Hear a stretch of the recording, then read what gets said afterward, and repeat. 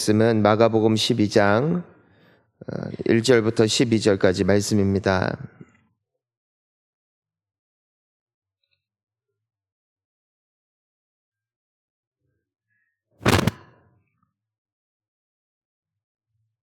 마가복음 12장 1절부터 12절.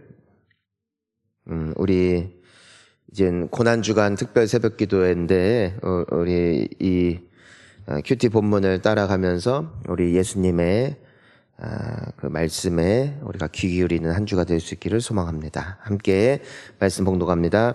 예수께서 비유로 그들에게 말씀하시되 한 사람이 포도원을 만들어 산울타리로 두르고 집 짜는 틀을 만들고 망대를 지어서 농부들에게 새로 주고 타국에 갔더니 때가 이름에 농부들에게 포도원 소출 얼마를 받으려고 한 종을 보내니 그들이 종을 잡아 심히 때리고 거저 보내었거늘 다시 다른 종을 보내니 그의 머리에 상처를 내고 능욕하였거늘 또 다른 종을 보내니 그들이 그를 죽이고 또 그 외에 많은 종들도 더러는 때리고 더러는 죽인지라.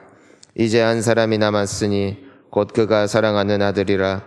최후로 이를 보내며 이르되 내 아들은 존대하리라 하였더니 그 농부들이 서로 말하되 이는 상속자니 자 죽이자. 그러면 그 유산이 우리 것이 되리라 하고 이에 잡아 죽여 포도원 밖에 내던졌느니라. 포도원 주인이 어떻게 하겠느냐. 와서 그 농부들을 진멸하고 포도원을 다른 사람들에게 주리라. 너희가 성경에 건축자들이 버린 돌이 모퉁이의 머릿돌이 되었나니 이것은 주로 말미암아 된 것이요 우리 눈에 놀랍도다 함을 읽어보지도 못하였느냐 하시니라. 그들이 예수의 이 비유가 자기들을 가리켜 말씀하심인 줄 알고 잡고자 하되 무리를 두려워하여 예수를 두고 나가니라. 아멘. 자, 할렐루야. 우리가 이제 예수님의 이 고난의 흔적을 이제는 추적하면서 오늘날 우리가 묵상할 하나님의 말씀을 함께 보고 있습니다. 오늘은 첫 번째 말씀으로 예수님의 우리에게 비유를 말씀해 주십니다. 우리 1절을 다시 한번 읽어보겠습니다. 시작. 예수께서 비유로 그들에게 말씀하시되 한 사람이 농부를 만들어 산울타리로 두르고 집 짜는 틀을 만들고 망대를 지어서 농부들에게 새로 주고 타국에 갔더니. 자, 이제는 배경을 이렇게 이야기의 전체적인 배경을 우리에게 말씀해 주고 있어요. 자, 여기에서 이제 하나하나 짚어드릴게요. 이 비유에서 나타나는 이 지명들, 또 사람은 무엇을 상징할까?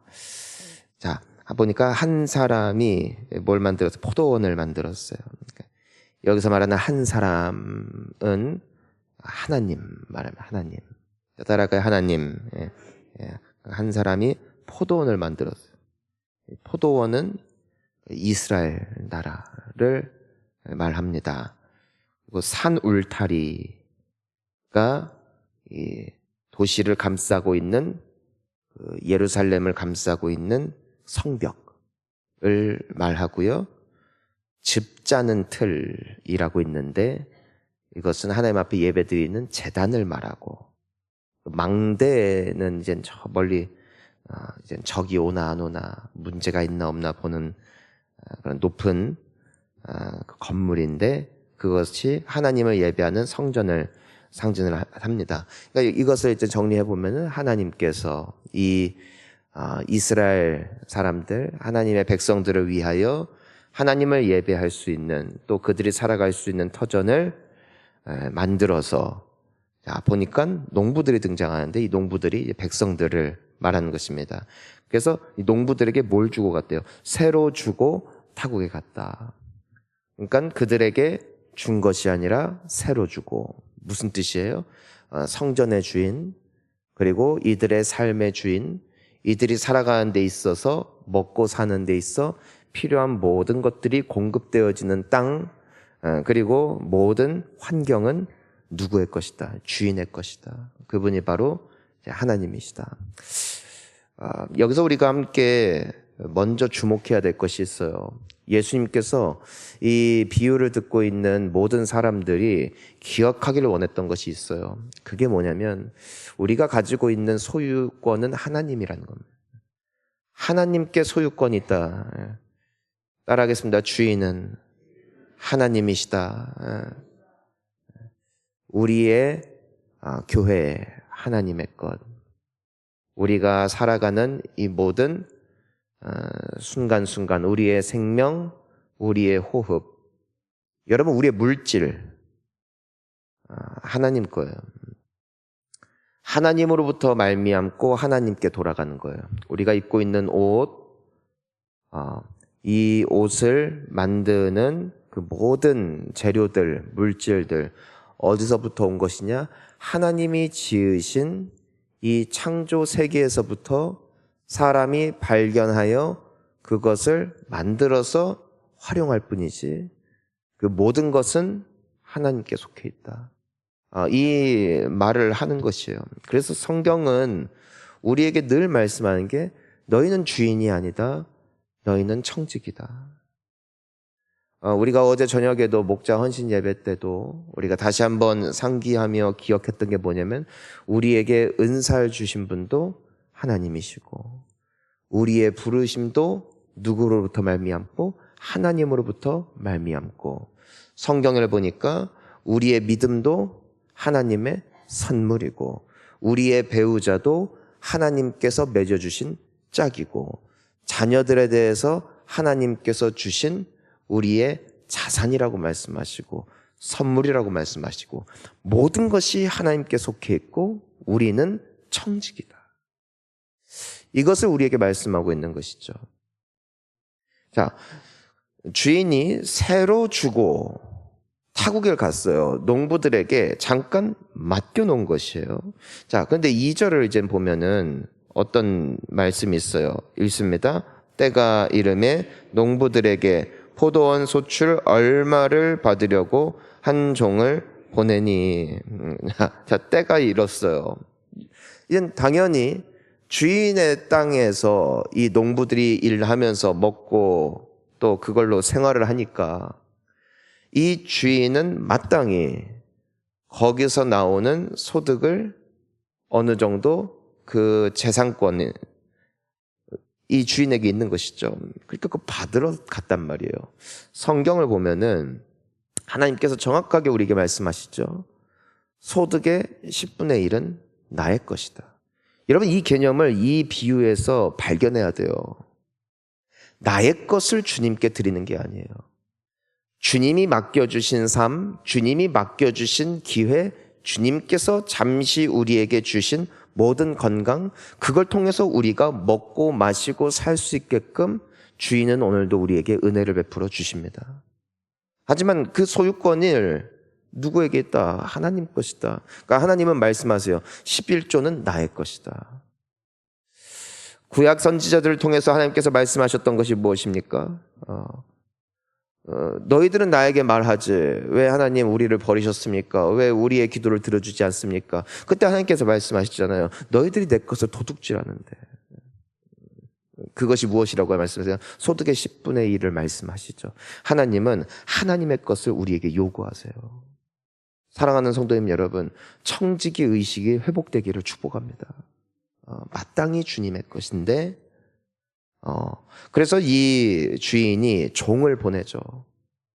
그건 하나님 거다. 그건 주인 거다. 그래서 종이 받으러 갔다 이거예요. 자, 그러면은 이 농부들이 마땅히 어떻게 돼야 돼요? 당연히 내가 빌려서 쓰는 거잖아요.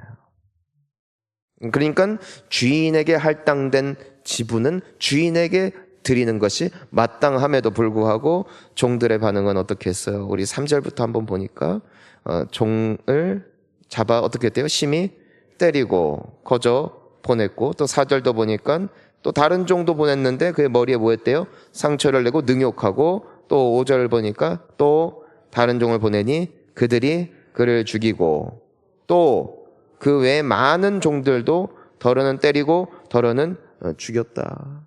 여러분 이 종들 주인이 보낸 종들 누구를 말하는 것인가요? 하나님의 종들.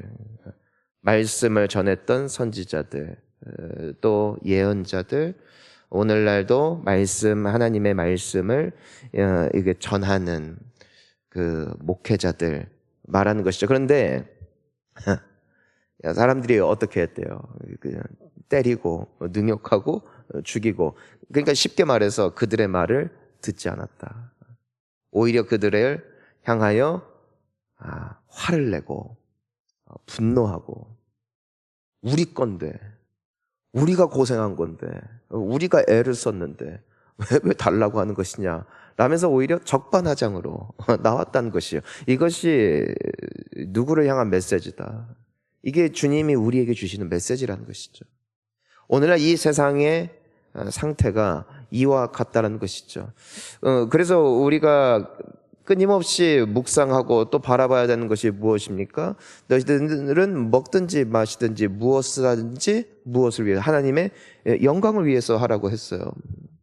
왜냐하면 우리의 삶이 주의 것, 우리에게 있는 모든 것이 주님의 것, 무엇을 하든지 죽게 하듯, 이것이 바로 청지기가 가져야 될 마음가짐이었음에도 불구하고 그 말씀에 사람들은 환영하며 마땅한 반응을 보이기보다도 그것에 대한 자기의 독자적인 소유권을 주장하며 하나님의 말씀을 업신여겼대요. 여러분, 문제는 뭐예요? 6절부터 보니까 이제는 한 사람이 남았대요. 총들을 보내도 말 안 들으니까 마지막 한 사람을 보냈는데, 그게 누구예요? 그가 사랑하는 아들이다. 6절에 나와 있죠. 최후로 이를 보내며 이르되 뭐라고 말씀하세요? 내 아들은 존대하리라 했어요. 내 아들은 존대하리라. 근데 어떻게 했어요? 이 농부들이 7절부터 보니까 이 사람은 상속자다, 죽이자. 그러면 그의 유산이 우리 것이 될 거야. 그리고 이에 잡아 죽여 포도원 밖에 내던졌다. 나중에 이 포도원 주인이 어떻게 하겠냐는 것이에요. 진멸할 것이다. 누구를 얘기하는 것입니까? 하나님의 아들 예수 그리스도를. 사람들이 어떻게 대했는지, 또 어떻게 대할 것인지 예수님께서는 비유로 말씀하시죠. 사람들은 이 비유가 자기들을 가리키고 있음을 정확하게 깨달았어요. 근데 반응이 뭐였어요? 12절로 볼까요? 그들이 예수의 이 비유가 자기들을 가리켜 말씀하심인 줄 알고 뭐 했어요? 잡고자 하되 무리를 두려워하여 예수를 두고 갔다. 여기서 우리가 충격적인 건 뭐냐면은, 이들이 하나님을 두려워한 것이 아니라 예수님의 말씀을 듣고 자기들을 향한 이야기인 줄을 알고 하나님께 회개하는 것이 아니라 예수님은 오히려 또 잡으려고 해요. 그러니까 예수님의 이 비유가 어떻게 되는가? 그대로 이루어지고 있는 것이죠. 더 무서운 건 뭐냐면 이들이 잡지를 못해요. 왜요? 누구를 두려워했기 때문에. 무리를 두려워했다. 그러니까 하나님이 무서워 못하는 게 아니라 보는 눈이 무서워. 사람들이 의식돼서 못했대요. 예수님을 두고 갔대요. 이것이 오늘 우리가 이제 고난주간에 이제는 함께 모여 처음으로 우리가 접하는 예수님의 말씀입니다. 이제는 우리의 삶에 오늘 이 비유를 우리가 접목을 해보는 것이죠. 나는 청지기로 사는가, 아니면 주인으로 사는가? 사랑하는 성도님 여러분, 우리의 목소리가 주님의 영광을 위해서 올려드려지는 진정한 찬양을 드리는 예배자가 될 수 있기를 주의 이름으로 축복합니다. 여러분, 우리의 물질의 소유권, 하나님의 것임을 고백하며 나의 소득을 10분의 1을 구별하여 참 주인 되신 하나님께 드리는 것이 어려운 부담이 아닌 청지기로서의 마땅한 본분이 회복될 수 있기를 주의 이름으로 축원합니다. 사랑하는 성도님 여러분, 나의 삶에 있는 모든 것이 주께 속하였음을, 나는 잠시 빌렸을 뿐 참된 주인은 하나님이심을 기억하며 나의 삶을 하나님의 영광을 위해서 드릴 수 있는 진정한 신자가 돼야 할 줄을 믿습니다.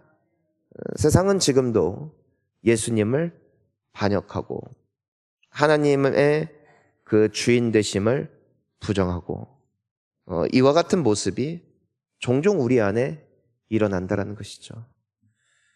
청지기의 정신이 회복되는 이번 한 주가 되기를 간절히 소망합니다. 오늘 우리가 함께 기도할 때요. 이제는 우리 같이 기도했으면